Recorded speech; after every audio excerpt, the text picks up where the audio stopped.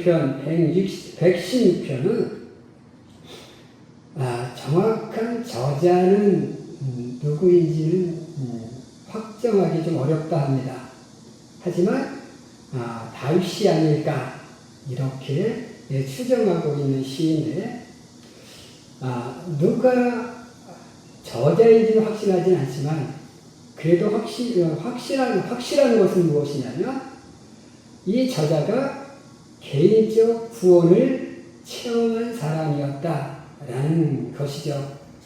오늘 시편 116편은 이렇게 이야기하고 있는 것을 봅니다. 3절에 사망의 줄이 나를 두르고 음부의 고통이 내게 미침으로 내가 환난과 슬픔을 만났을 때에 내가 여호와의 이름으로 기도하기를 여호와의 주께 구하오니 내 영혼을 건지소서 하였도다 하니까 8절에 뭐라고 얘기합니까? 주께서 내 영혼을 사망해서 내 눈을 눈물에서 내 발을 넘어지면서 건져주셨다 이렇게 고백하고 있는 것을 보게 됩니다. 오늘 이 시편 116편은 우리들에게 정말로 큰 위로와 희망을 주는 그러한 고백의 시이고 또 그런 신앙의 삶을 우리들에게 가르쳐주고 있다는 거죠. 오늘 이 본문을 통해서 우리가 아미하시는 하나님, 우리를 정말로 위로하시고 우리를 안전하게 지켜주시는 그 아미하시는 하나님을 만나는 그러한 체험이 이 시편 기자처럼 오늘 우리의 삶에도 우리의 신앙에도 있게 되기를 주님의 이름으로 간절히 경기를 축원해 드립니다. 아멘. 하나님께서 오늘 시편 기자의 고백처럼 우리를 무엇에서 우리를 건져주심으로 우리를 위로하시고 우리를 구호하시는지 우리가 함께 그 말씀을 상고해 보면서 은혜 나누기를 원합니다. 첫 번째로 하나님은 우리를 영혼의 사망에서 우리를 건져주신다라는 겁니다. 오늘 8절에 이렇게 이야기하죠. 내 영혼아, 주께서 내 영혼을 사망해서 이렇게 이야기합니다. 그 뒤에 보면 건지셨나이다 이렇게 하잖아요. 내 영혼을 사망해서 건져주시는 하나님이시다라는 겁니다. 우리 하나님 어떤 하나님? 내 영혼을 사망해서 건지신 하나님. 자, 여기서 이 사망은 무엇을 의미할까요? 죽음을 의미하는데 이 죽음은 우리의 육체적 죽음만을 의미하는 것이 아니다라는 거죠. 왜? 영혼이라는 것이 이 단어가 등장하기 때문에 그렇습니다. 자, 우리의 육체적인 죽음도 우리 하나님께서 우리를 건져주시지만 우리의 영적 죽음에서도 우리를 건져주시는데 영적 죽음은 무엇을 의미할까요? 영혼의 죽음. 바로 이것은 우리를 어떻게 보면 우리의 감정적 죽음을 의미한다고 이야기할 수 있다고 봅니다. 그러니까 어떤 절망적인 상태, 또 우리가 살아가면서 삶의 의욕을 잃어버리는 것, 이런 상태에서 우리를 건져주시는 거죠. 우리가 살아가다 보면 가끔씩 우울감에 빠집니다. 그 우울감에 빠지는 이유가 뭘까요? 우울감에 빠지는 이유가 내가 지금 이렇게 희망을 잃어버렸을 때, 절망했을 때, 그리고 내가 삶의 의미를 잃어버렸을 때, 내가 왜 살아야 하는 거지? 이런 생각이 들면 내가 살아야 할 의미가 없어 라는 그런 생각이 들 때 우리는 어떤 생각이 들어요? 그냥 모든 것을 놓고 싶고 그런 상태에 빠지는 것을 우리는 영적 죽음이다 라고 볼 수가 있어요. 우리나라가 자살률 1위라고 하잖아요.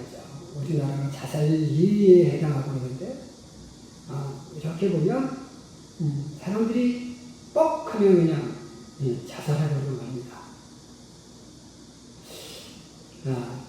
물론 그 분이 그 상태에 있었을 때 정말로 심적으로 굉장히 힘들어 있는 상태겠죠. 그죠? 정말 힘들어 있는 상태이기 때문에 자살이라는 극단적 방법을 선택하는 거긴 하겠지만, 그러나 이렇게 들어가 보면 뭐야?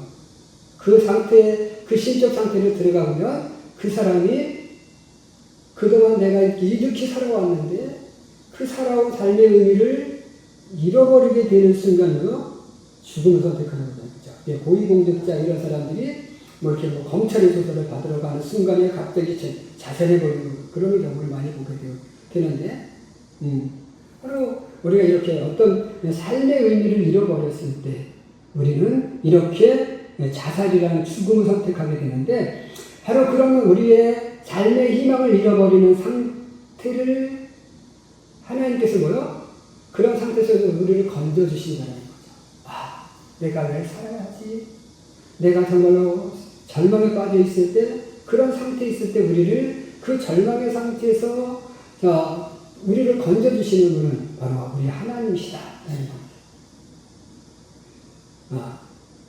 그래서 우리가 힘들 때마다 내가 삶의 의미를 잃어버리고 있을 때마다 우리는 기억해야 될 것이 무엇일까요?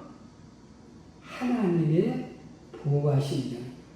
하나님이 나와 함께 하신다. 누군가가 내 뒤에서 나의 든든한 배경이 되어주고, 누군가가 내 뒤에서 나를 응원해주고, 누군가가 내 손을 붙잡아 준다면 우리는 그 상태에서, 절망의 상태에서 벗어날 수 있습니다. 요즘 이제 우리나라에서 자살률이 높아지니까 자살 예방 센터가 생기고, 뭐 이렇게 긴급 상담이 생기고, 막 그래요. 상담사들이 생기고 있습니다. 그런 분들이 활동하는 이유가 뭘까요? 그렇게 힘들어하는 그런 사람들이 있을 때 이렇게 손 내밀어주고 붙잡아주고 싶어서, 그래서 그 상태에서 이렇게 자살하고 싶은 그 마음 상태에서 꼭 건져주고 싶어서 그런 일을 하시는 거잖아요. 그죠? 바로 이렇게 사람들도 그런 일을 하는데, 그러나 사람이 하는 일은 뭐예요? 한계가 있어요. 그죠? 정말 우리의 마음을 이렇게 일으켜 세워줄 수 있는 분은 누구다? 하나님이시다. 그 하나님이 나와 함께 하신다. 그 하나님이 내 손을 붙들어주고 계신다.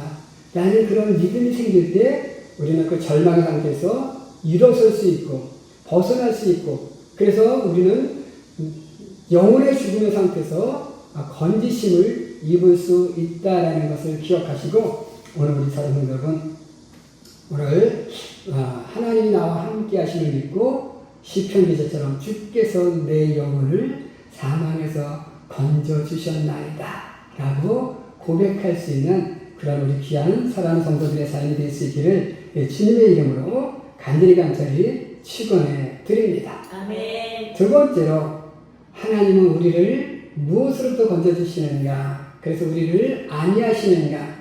두 번째 보니까 이렇게 얘기합니다. 내 눈을 눈물에서 건지셨나이다 라고 고백하고 있는 것을 봅니다.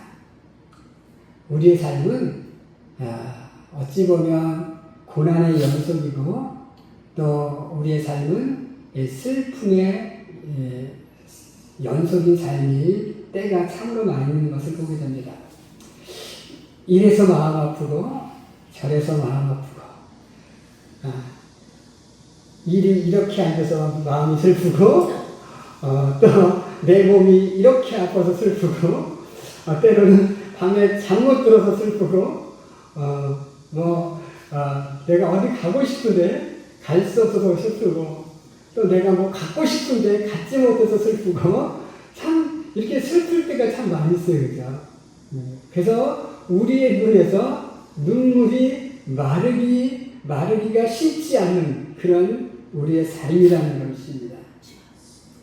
우리는 잃어버린 상실의 슬픔, 또 고통의 슬픔, 이게 정말로 셀 수 없는 슬픔이 우리의 삶의 연속인데, 이러한 정말 슬픔이 많은 그런 삶의 연속인 그 삶 속에서 우리 하나님께서 내게 들어오셔서 나를 위로하시고 내 눈에서 눈물을 씻겨주신다라는 겁니다. 그러니까 오늘 우리는 하나님이 우리의 삶에 슬픔이 없는 삶을 약속하시는 것이 아닙니다. 이제 내가 너와 함께 하니까 내 삶의 슬픔은 끝이야. 이제 불행 끝, 행복 시작. 불행 끝은 끝이지만 불행이 없는 것은 아니에요. 불행을 계속 끝내주시고 우리에게 뭐요? 행복한 삶이 되어질 수 있도록 우리를 이렇게 붙잡아 주시는 것이지, 우리의 삶에 전혀 고통이 없고 전혀 상실이 없고 그래서 정말 영원히 눈물이 나지 않는 삶을 살게 하시는 그런 약속하시는 하나님은 아니시네요. 우리의 삶 속에 계속 슬픔이 있지만, 우리 속에 계속적으로 어떤 상실이 있지만, 우리 삶 속에 계속 고통은 있지만, 내가 눈물 날 때마다, 내가 눈물을 흘릴 때마다 내가 언제나 내 곁에 있어서 너의 눈물을 씻어줄게. 이렇게 약속하시는 분이 바로 우리 하나님이시죠. 그러니까 내가 눈물 날 때마다,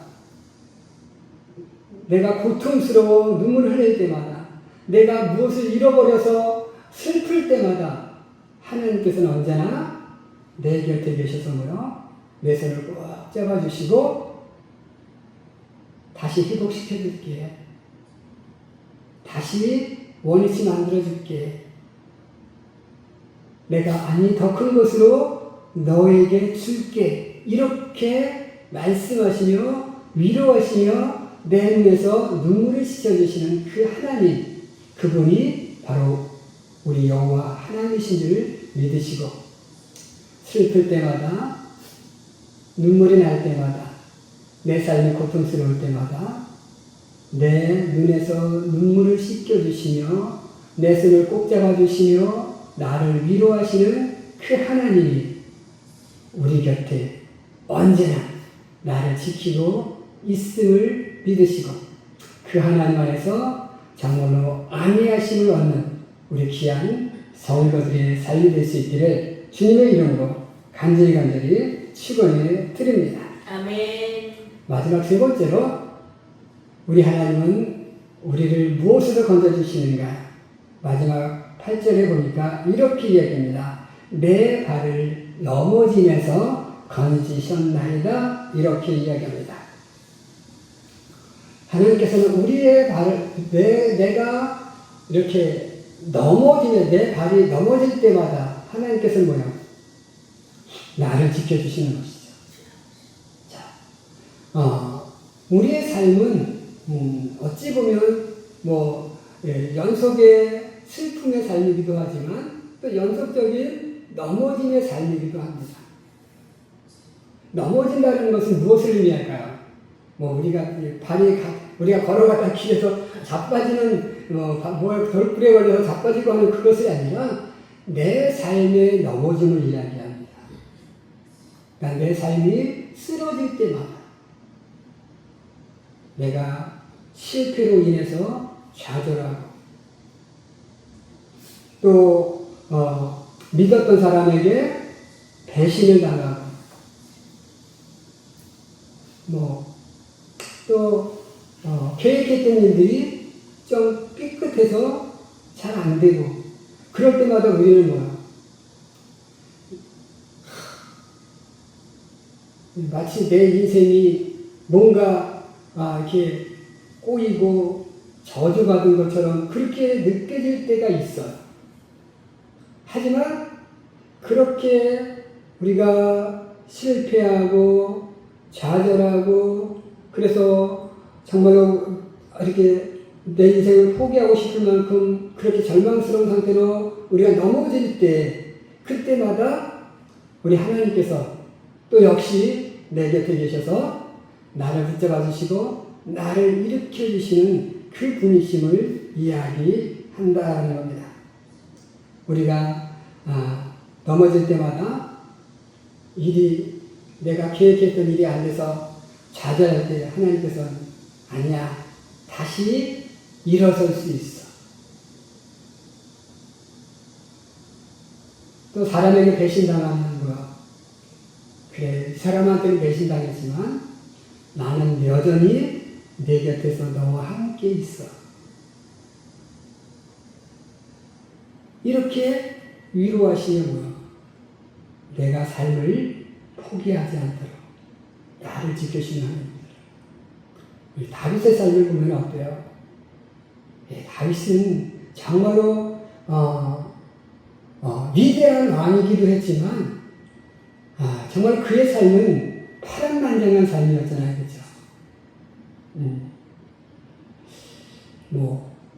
늘 아들의 반란, 압살롬의 반란, 아도니아의 반란, 정말 아들에 의해서 왕의 자리에 쫓겨나가지고 도망가야 했던 일들이 쏟아졌어. 또 우리가 잘 아는 야곱의 삶은 또 어떻습니까? 야곱도 그러잖아요, 그죠? 내가 120년을 살았지만 내 인생은 고난의 연속인 삶이었다고 바로 앞에서 이렇게 이야기하고 있는 것을 보게 돼요. 이렇게 정말로 고난의 연속. 야곱도 늘 삼촌 라반에게 늘 속임을 당하면서 자신의 삶을 이렇게 만들어 왔던 것을 보여요. 그러니까 야곱이 삼촌 라반에게 속임을 당할 때마다 그를 위로해 주시고 그에게 복을 주신 분은 누구예요? 하나님이잖아요. 그죠? 삼촌 라반이 그 약속한 세적을 안 주니까 하나님이 어때요? 다른 방법으로 야곱의 부를 이루어갈 수 있도록, 물론 야곱은 자신 나름대로 편법을 썼지만 사실 그 편법 쓴 것 때문에 이루어진 것이 아니라 그가 부를 이룰 수 있었던 것은 뭐요? 하나님이 그에게 그렇게 복을 주셨기 때문에 된 거야. 물이 얼어버린 데 가서 양을 임신하게 한다고 해서 양이 나오는 것은 아니잖아요. 그죠? 이것은 미스티가 그 당시에 사람들에게 있었던 어떤 미신적인 일이었고, 하지만 그에게 그런 복을 주신 것은 건강한 양을 임신시킬 때마다 얼룩 양이 나오는 것은 바로 뭐냐면 하나님이 그렇게 만들어 주신 거예요. 그러니까 오늘 우리는 기억하셔야 돼요.